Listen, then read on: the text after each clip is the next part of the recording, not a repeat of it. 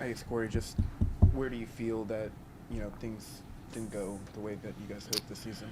Yeah, I think it started early on. Like, the reason why we couldn't fix these problems was because they're deep rooted in what we've been doing for the year. It's not just like a quick and easy fix like you guys seen. Like, it's hard to change these things sometimes, and I think it's a mix of accountability from player to player, from coach to player, from player to coach, within our organization. I think that needs to be addressed and fixed, and we're, from what I've seen, we're taking steps to do that. And then I also think it's a little bit of like a identity issue, and it's easy to point fingers and put blame on injuries and circumstance, and other teams figured it out, and there has to be a standard to which we play stylistically and aggression and things like that, no matter who's on the floor. And with our lineups, with our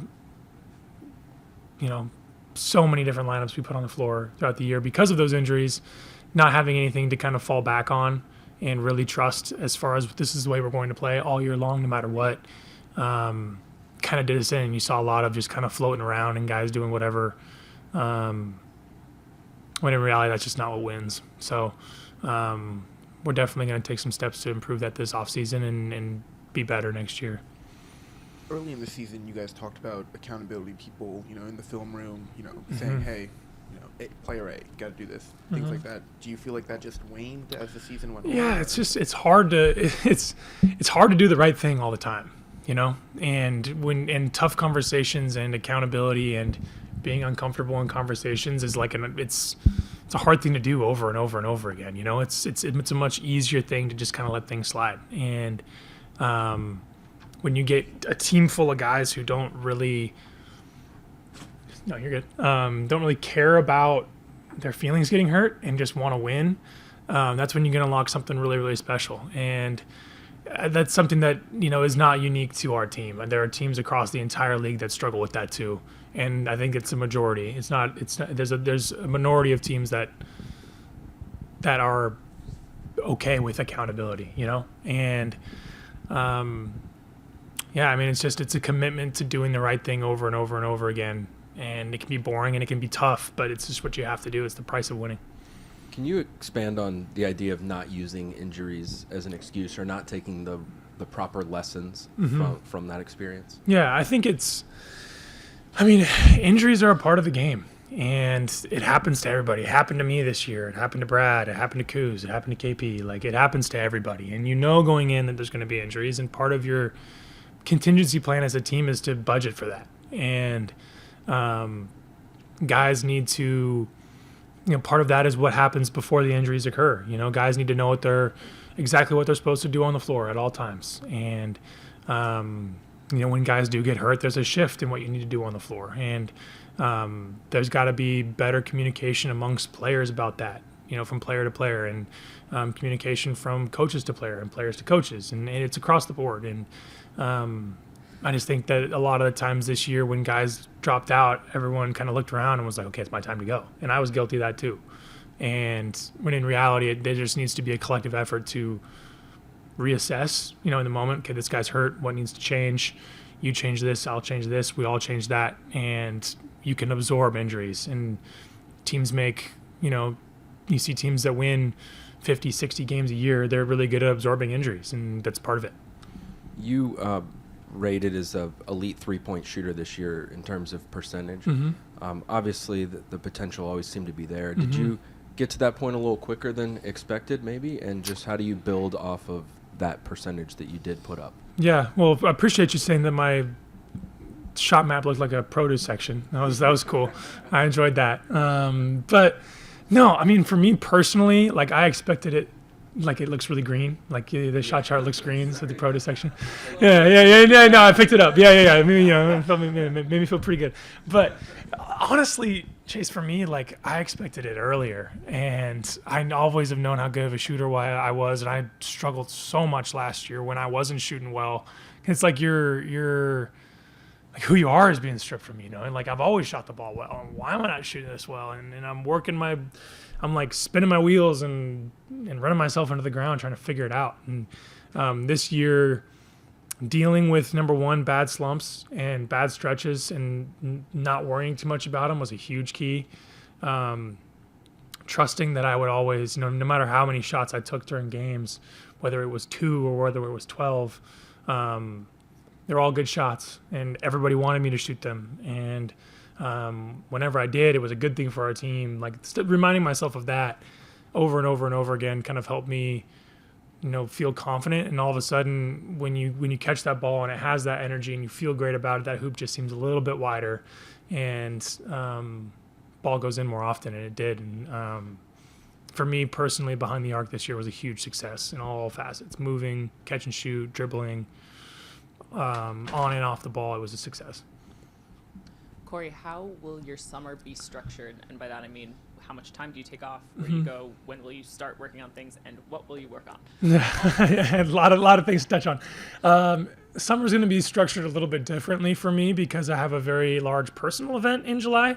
It's going to be, I'm probably going to take a couple days off to start with. And then, I mean, I'm not going to continue the intensity in which I've been working out over the last couple of months, but you know, you're going to dip and you're going to start from the ground again, and you're going to work your way back up. And then, in the middle of summer, I'm going to take my time off and reset mentally and reset my body. And then in August, kind of use that as a runway to get back into shape, get back into elite shape, and be ready for training camp next year. Did you schedule your wedding to get out of summer league? That was a joke. That's a joke. Don't answer that. Seriously.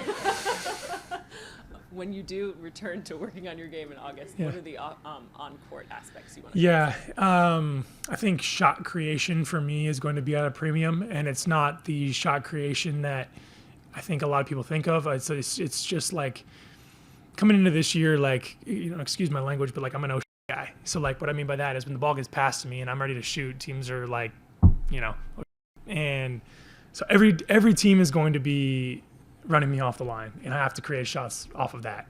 You know, whether that's in pick and roll or in dribble handoffs or just putting the ball on the deck and having secondary and third moves to finish at the rim. I think for as good as my 3-point shooting was this year, I think my rim finishing was pretty damn good too. So I have that kind of in the back pocket. And then I think I'm going to put another big emphasis. I put a fairly large emphasis last summer, but a bigger one this year on how my body moves and how I, you know, and being more mobile and flexible and really owning that, because I think that's going to be a huge key to unlocking what I have defensively, especially. When you did hit those lulls in your shooting this year, what kinds of things did you do to get yourself out of it mentally? I know you're in the gym all the time, so that's not a question, but mentally, how do you compartmentalize and recalibrate and get yourself back on track? Yeah, you almost have to kind of be like a psychopath a little bit, like try to just forget it ever happened. You got to have really good people in your corner, whether that's trainers or friends, family, you know, coaches that really genuinely know the game. And, you know, and just like, I wanted to also just really like shout out our like support staff. For that, I mean like physical therapy and strength. And then also, people on staff who are responsible for me on the court. They've invested in me 20 times more than they ever had to. And that really made me grow my game. And those guys, helped me get out of those slumps quicker because they treated it like it never happened too. And they just believed in me, you know, full stop, like no matter what happened. That's something that as a player you can take and run with and feel really good about. Hey Corey, how you doing? What's up? I had a fan come to me one game and say, can you give me an assessment of what you think of Corey? And I said, a more athletic 𝗙𝗢𝗪𝗧𝗧𝗢𝗪 2.0. What's somebody that you maybe modeled your game after? Yeah, growing up, my favorite player was Ray Allen. But it was like before the Boston, Miami Ray Allen, like the lockdown. He was like a fully well-rounded player in Seattle. Like that, he was like the guy. But he could also shoot. So Ray Allen was my favorite player in Seattle. And then as I got started to get older and watched the league as a whole more often, it was Klay Thompson. That's kind of the gold standard, the highest mark for a guy like me to get to is somebody like him. Everything from how he shoots it, how he plays offensively, his mentality, and then also his defense is just all of it is what a guy like me wants to be. Also, congratulations on your big thing coming up. But Thank you. I call you the pride of Gonzaga. This is a small world now. Anytime I talk about you, your fans back there. When you have those lows, how does your support knowing that the Gonzaga family has really, just rallied behind you? Yeah, I mean, no matter what happens, like in my professional career, like that's always going to be a home for me. And I know that, and they made that clear. And their support of me throughout my time in college and my time out of college has made that clear. I love that place. I owe a lot to that place and the people there. And, the vast majority of fans there are going to be supportive of me no matter what, almost blindly, which really helps, just knowing that you have someone taking care of you, no matter if things get rough or not. And one more for you. I know we always talk about the scouting report that now you're driving on guys. Is it anything we can see that you're looking to add? Maybe is it muscle or a dribble, step back? Yeah, something? I mean, like I talked about it a little earlier with the shot creation part. I don't think I need to add any more muscle or really even like power or explosiveness. It is truly like being more comfortable with the ball in my hands because I wasn't asked to do that a lot in my first 2 years. So the more reps I get of that, the more time I spend in the offseason, the more comfortable I'll be. And I think you guys will be, you saw it in the last 10 games or so, you'll be surprised at what I can kind of do with the ball in my hands. Appreciate you. With the offensive efficiency being really good in the top 10 with the paint threes that you guys were able to get this season, Wes said that you didn't have a high volume of those kinds of shots. How can that change for next year, and how can you kind of impact that stat? That's part of a identity thing that I was talking about at the beginning, right? It's like to a point you can be a really, really good and efficient shooting team, but if the way the NBA works now, like if you get out mathed by another team that shoots more threes than you, you're kind of fighting an uphill battle. And a lot of times we didn't shoot enough threes to compete in games. And, the way that analytics work and the way that numbers work, that you don't have to shoot a higher percentage from three to compete with a team that only shoots twos. And I'm not saying we need to abandon twos because we have great mid-range players on our team, but we definitely need to shoot more threes and shoot, we